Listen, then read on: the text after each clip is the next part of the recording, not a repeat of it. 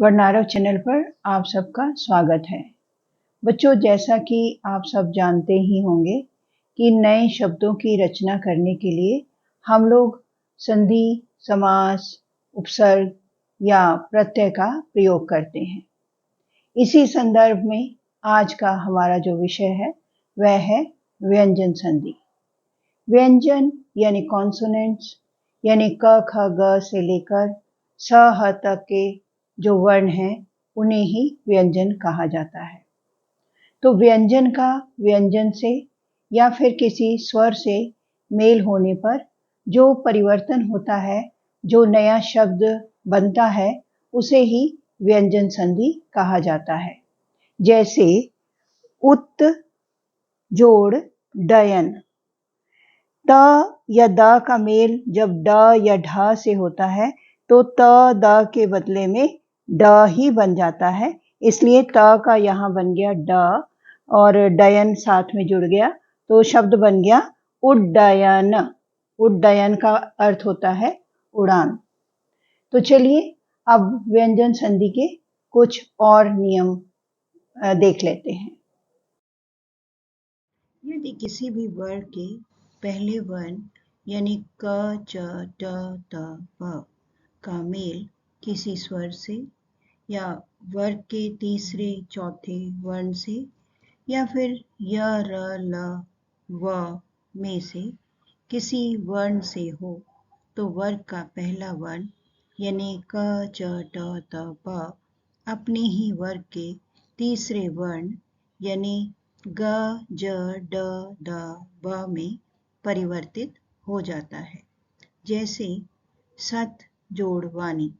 अब सत का जो त है ये त वर्ग का पहला वर्ण है और इसके साथ जब वाणी शब्द जुड़ा तो वाणी का पहला वर्ण है व, तो ये त वर्ग का त जो है ये अपने ही वर्ग के द में परिवर्तित हो गया तो ये शब्द बन गया सदवाणी।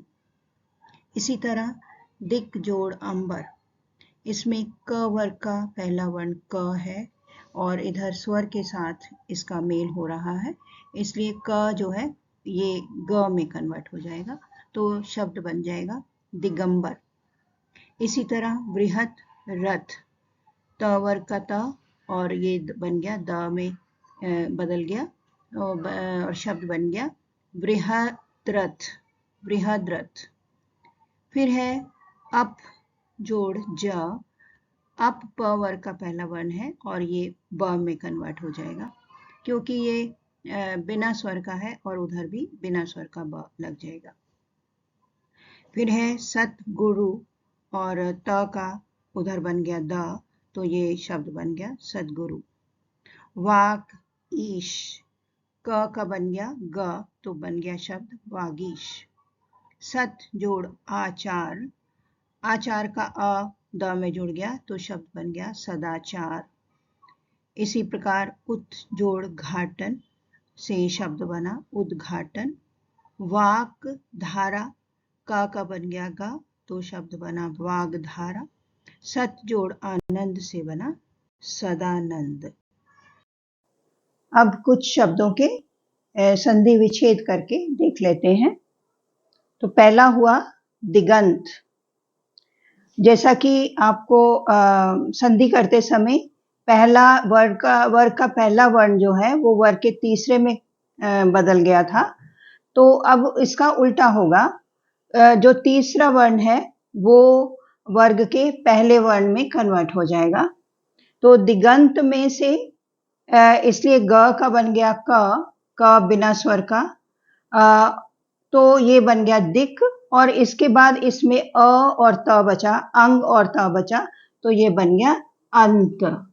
तो संधि विच्छेद करते समय बच्चों ये भी ध्यान रखना है कि दोनों शब्द जो हमने विच्छेद करके निकाले हैं दोनों अर्थ पूर्ण होने चाहिए, यानी वो मीनिंगफुल होने चाहिए।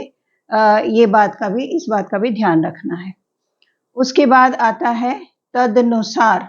इसमें तीसरा वर्ग का तीसरा वर्ण ये है त वर्ग का त थ द, तो यहाँ पे ही संधि हुई है, इसलिए इसको हम वर्ग के पहले वर्ण में कन्वर्ट कर देंगे। तो पहला वर्ण हो गया त, ये निकल गया तत, और उसके बाद इसमें जो अ बचा है वो नुसार के साथ लग जाएगा, तो ये हो गया तत जोड़ अनुसार।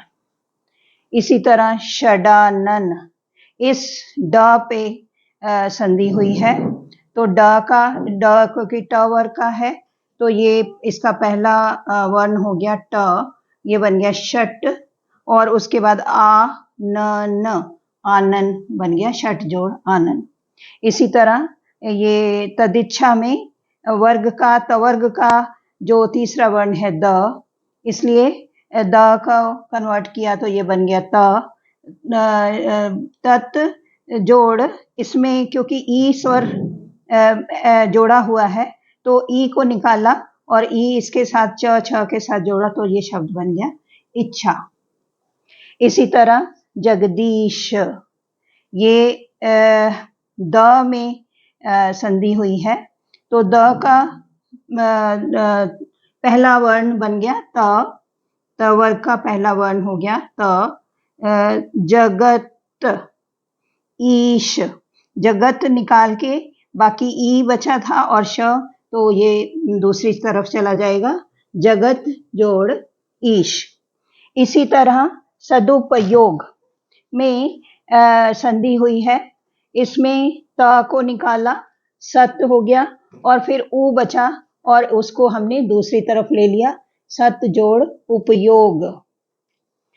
फिर है सदगति, द का त में बदल गया और ये बन गया सत जोड़ गति।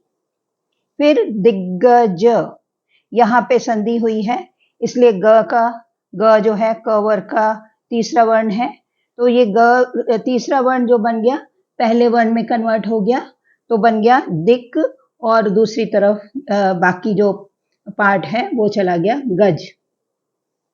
फिर है वागदान, दान दूसरी तरफ चला जाएगा और ग का बन जाएगा क, ये बन गया वाक जोड़ दान। इसी तरह सद्विचार का बन जाएगा, द का त बन गया और ये बन गया सत विचार। यदि किसी भी वर्ग के पहले वर्ण क च ट त प का मेल किसी अनुनासिक वर्ण न या म से हो तो संधि होने पर क च ट त प के स्थान पर उसी वर्ग का पांचवा वर्ण ङ, य, ण, न या म हो जाता है।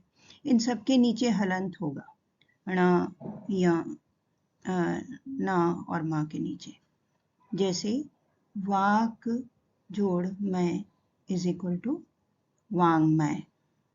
उत जोड़ नयन, त का जो त वर्ग है उसका त से बन गया न, उसका पांचवा वर्ण न है, इसलिए ये बिना स्वर का त है तो इधर भी जो न बिना स्वर का हो गया, तो ये बन गया उन्नयन।